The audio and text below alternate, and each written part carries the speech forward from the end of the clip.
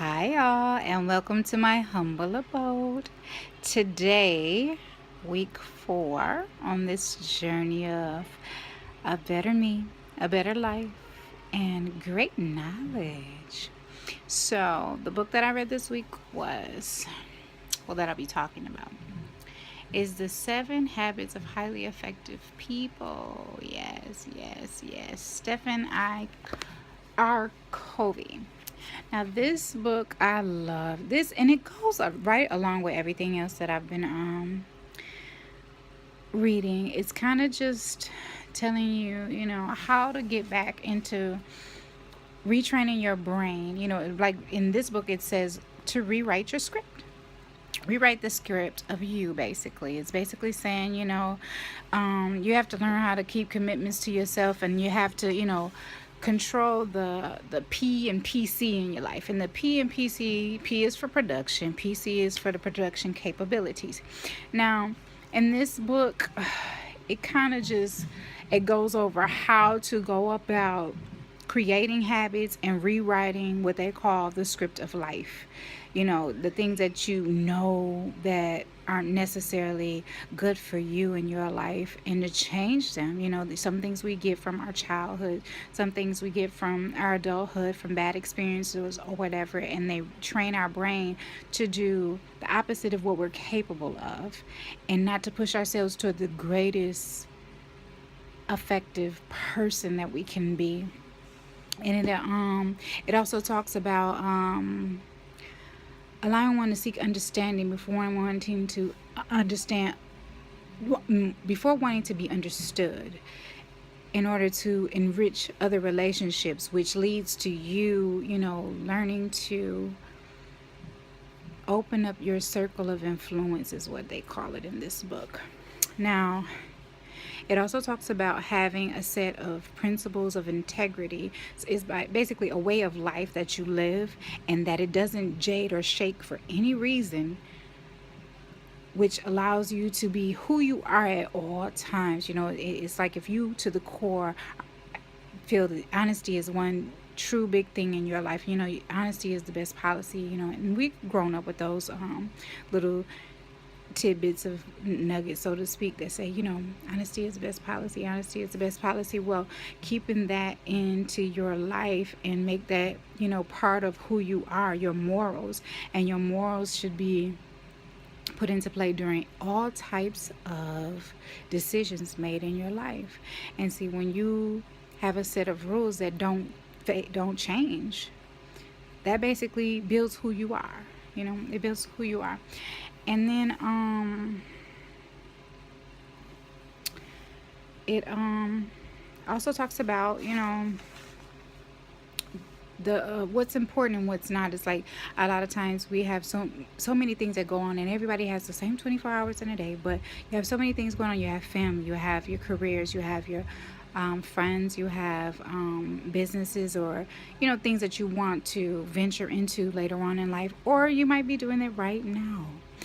It's learning how to put first things first, and putting things in order as needed, and learning how to create habits that control how you spend your time. You don't want to spend, 6 hours on Facebook and 20 minutes towards your goals. You don't want to spend 5 hours playing a video game or something that's so meaningless within putting no effort towards your kids or your family or your friends or anything that is important, and learning to put in how they put it is basically you're putting into an emotional bank account, learning how to deposit constant kindnesses, constant appreciations and appreciations, excuse me,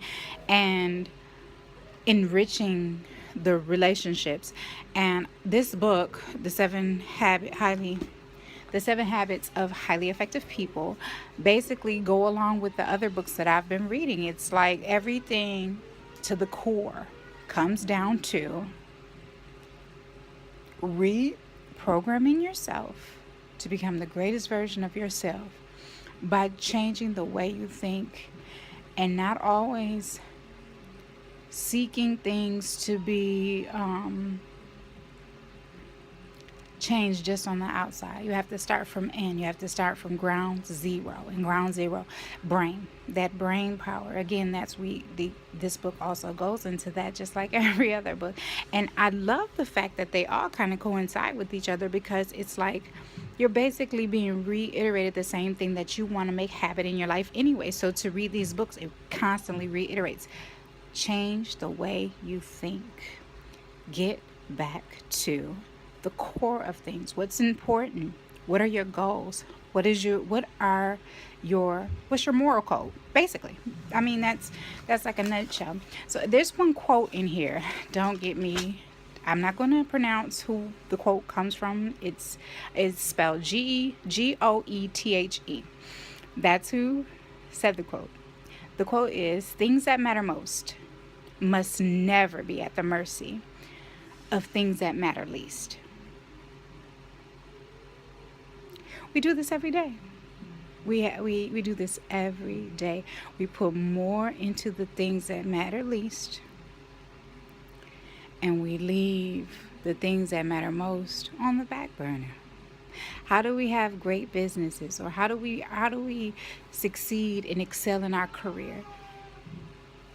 Excuse me. And how do we create great relationships with our families and friends?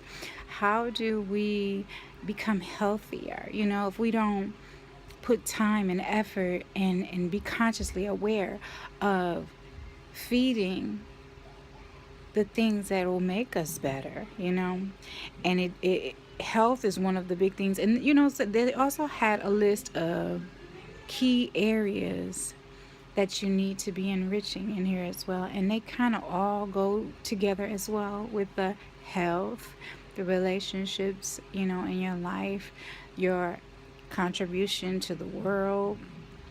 I mean, it just, I'm very, very satisfied with this book, and I suggest everybody, if you are on a new journey, if you're on an old journey, if you feel as if you need a refresher, just to say, I got to get back to the habits that you're at your peak in your life, or you're peaking in your relationships, or whatever the case may be, just to get back to ground you again and say, hey, you know what, just a refresher. Remember these key things.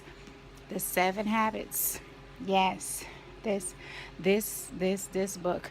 Every book that I've suggested so far, I say, even at your peak, reread that book. It will get you back on your game. It will allow you to understand that you cannot short yourself and anyone else in your life to have a full, successful, enriching life. All right, well, that's my book review. I hope you like it. I hope you read it. Enjoy. Love yourself. Have a great one.